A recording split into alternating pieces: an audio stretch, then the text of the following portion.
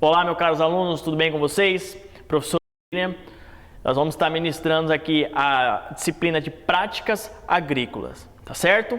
E hoje nós vamos estar trabalhando um pouquinho a importância do solo, da água e das plantas e a relação que eles têm entre eles. A importância que eles têm para a manutenção do planeta Terra, para a sobrevivência dos seres vivos, tá certo? Acompanha comigo o primeiro slide sobre o que é solo. O solo é um corpo de matéria inconsolidada que cobre a superfície terrestre, composto de matéria orgânica e minerais provenientes dos seres vivos e rochas. Moçada, o que significa isso? Proveniente de seres vivos e rochas. O que vai dar origem ao solo é a decomposição dos seres vivos, que aí vai dar origem à matéria orgânica, e as rochas, que no caso vai dar origem aos minerais. Então o nosso solo, ele é composto por matéria orgânica, que vai provir dos seres vivos, que vai vir dos seres vivos, e minerais. Esses minerais, eles vão vir, da maior parte das vezes, das rochas.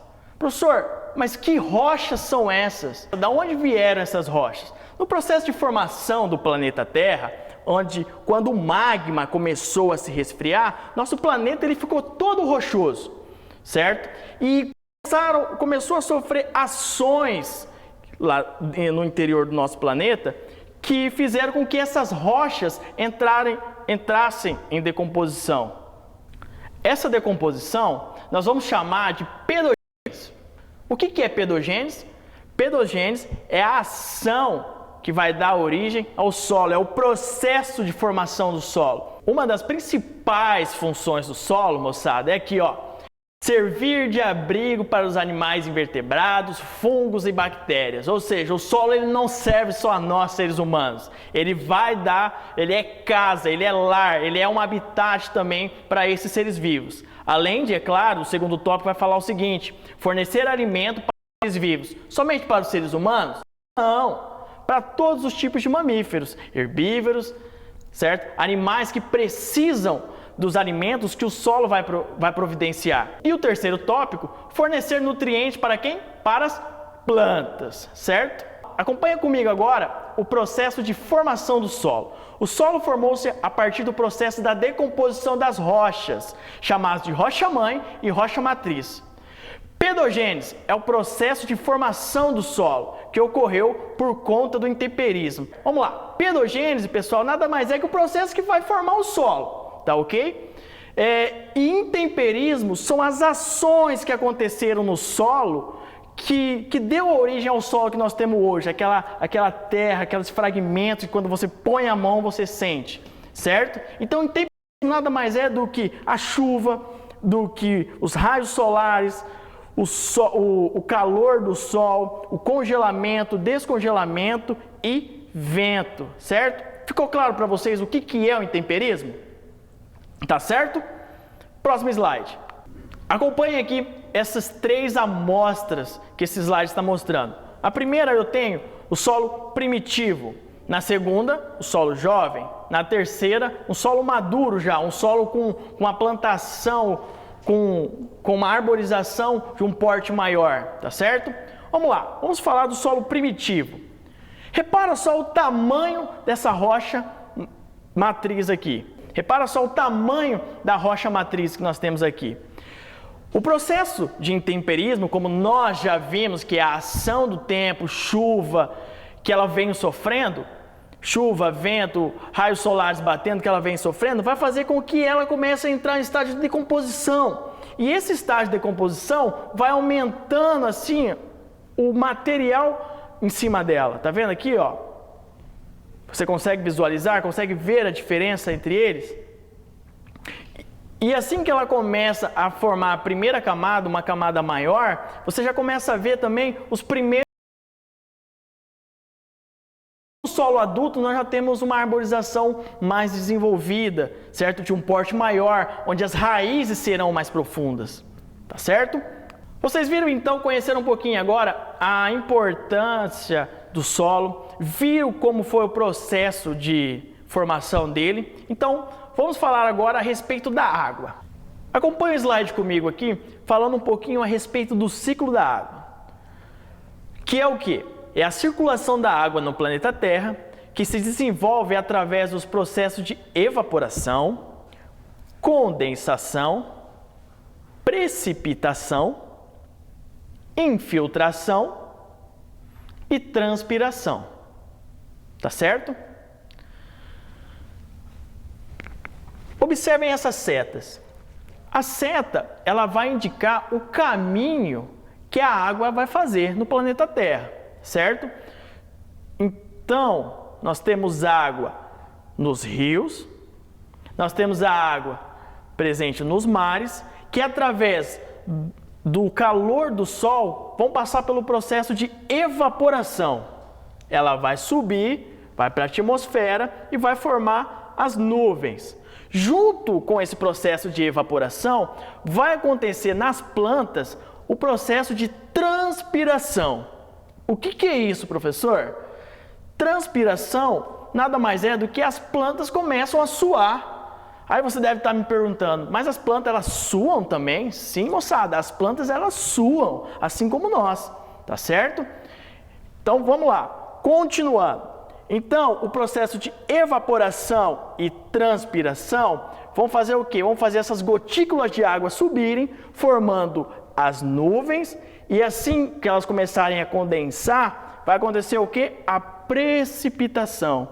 Aí essa chuva que ela vai cair, essa chuva precipitada, ela vai cair no solo, vai cair nos rios, certo? Que vai para os mares. Parte dessa chuva vai ser infiltrada no solo e vai irrigar o lençol freático. Outra parte dessa chuva será absorvida pela vegetação, tá certo? Então, isso é o ciclo da água. Agora que você conheceu um pouquinho mais sobre o ciclo da água, você saberia me dizer a importância que ela tem? Higiene pessoal, agricultura, na preparação dos alimentos, na manutenção das florestas, ajudar a mãe a lavar a louça aí. O que vocês acham? Tá certo? Pessoal, acompanha comigo esse vídeo que fala um pouquinho sobre o trajeto da água.